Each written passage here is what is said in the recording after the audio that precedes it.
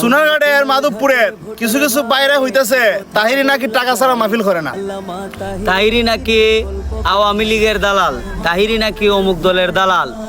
আমরা হলফ করে বলতে পারি একমাত্র আহলে সুন্নাত ওয়াল জামাত মোমবাতি প্রতীক একমাত্র দল যারা কখনো কারো দালালি করছে না।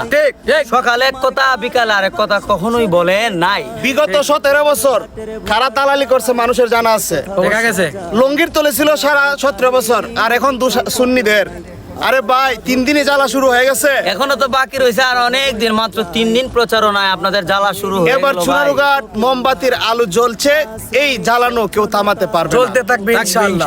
মোমবাতির বিজয় হবে, তাহিরি ইনশাআল্লাহ। হুজুরের বিজয় হবে, ইনশাআল্লাহ। সুন্নিদের বিজয় হবে ইনশাআল্লাহ। আল্লামা তাহিরির বিকল্প কেউ নাই।